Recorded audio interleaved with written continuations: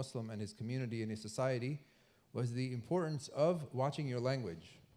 Watching your language and not using foul language. And we talked about the hadith of the Prophet ﷺ, in which the Prophet ﷺ said, "Verily Allah will be angry with a person with a disgusting foul mouth." Allah will be angry. In another hadith, he said, in another narration of a similar hadith, he says, "Verily Allah does not love anyone with a foul mouth that is obscene." And so we talked about using foul language and the importance of not using it and to avoiding it. And sometimes it is used out of anger, and sometimes it is used out of somebody thinking that they is like using the foul language is their way of trying to represent themselves to be manly, right? It's like oh, I'm big and man, and I'm strong, and I can do whatever, right? And so it is a very hideous quality, and sometimes people will use it just to emphasize something, right? Say, "Oh, let's go," and then they add a curse in there just for no reason. So some people, because they have maybe limited vocabulary, they can't describe something in a good way, they'll just use curse words to make it more emphatic, to make the emphasis and to make it more compelling. May Allah protect us from that. The next thing the Shaykh he talks about is to falsely accuse people of kufr or of fisq, of extreme wrongdoing and of disbelief. And this is something, unfortunately, that is, especially with social media and everything, is so common that you hear some lecture somewhere, and then there's like the person who took one lecture or one class or one knows a few words in Arabic, and they're ready to give fatwas now. In fact, they're ready to do takfir, to take people out of Islam. They just straight up taking people out of Islam. And so this is something that should be done with extreme caution. In fact, the wisest and the best and the most knowledgeable scholars will not do it. Like, they'll be very reluctant to make takfir on somebody, to say that this person is outside of the fold of Islam. There's a whole process for doing that, and but it's not something that they take lightly. Yet us, we take a few lectures, we take a few classes, we feel like we're ready to roll, and then we start taking down, putting up refutations of people online, and we think we know this and we know that. And so it's very important not to fall into this sin of calling people kafir. And the Prophet ﷺ, he said, and this is in Bukhari, he says, "No man accuses another of fisq or kufr, but it rebounds on him if the accused person is not like he said." In other words, if you say somebody is kafir and they're not, then where does the kufr come back to? On the person who said it.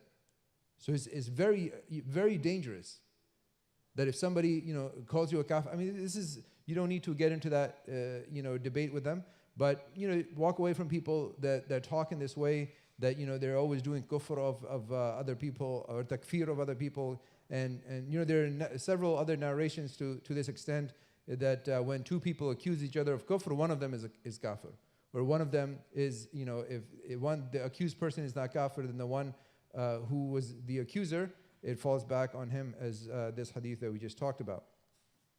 So it's very important to stay away from that. And then the Shaykh, he talks about something he's about being modest and discreet in your actions. He says another characteristic of the Muslim is that he is modest and discreet and does not like to broadcast scandals in the community. And this is something that Muslim community is very good at. I don't know, maybe non-Muslim community is too, but we don't spend enough time among the non-Muslim community to know. But the Muslim community is very good at broadcasting scandals. Very good, especially the auntie network.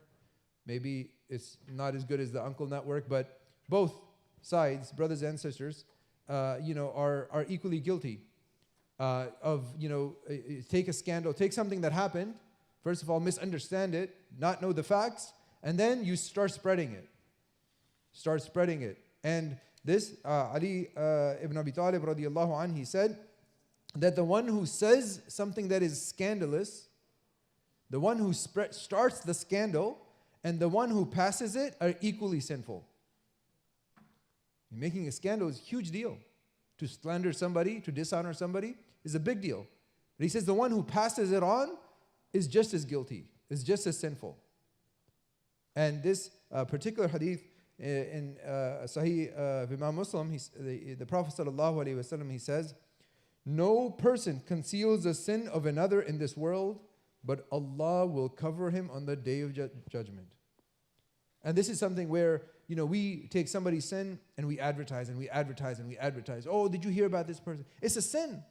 If they did a sin, leave their sin. Why are you advertising their sin? Just like you're exposing their sin now, Allah will expose you on the day of judgment. May Allah protect us. So this is extremely serious. And what's interesting is that people, and the people here older than me would know this even more than I do, right? The more you live life, the more you see this, that the people who are the most scandalous, the ones who are always spreading the scandals, they actually have the most scandals themselves. They are the most dishonored in the entire community. Everybody knows it, right? Those people who are always spreading the scandal, they're always spreading the fitna about other people, nobody likes them. They might say salam to them, they might be okay with them sitting, but nobody likes them. In their heart of hearts, nobody likes them. Right? And this is why Allah subhanahu wa ta'ala, He will not let this happen. This person will suffer in this life and in the hereafter. So, this is something that we should take very, very seriously. That we don't spread scandals. That we see something and we don't even understand what it is. We don't even know who did what. But we take, oh, did you hear about this one? Oh, she was like this. Oh, he was like this with her. This is like the tools of the shaitan. You are the tool of the shaitan if you fall for this. And so it's very important for us to be mindful of these kinds of things, because when we start spreading, especially sins, even if it's not a sin, somebody does something. Maybe I had a fight with a brother, right? Why do you need to advertise that I had a fight with this brother? Why? It's not, even if it's not sinful, it's nothing. Why do you need to advertise it? Right?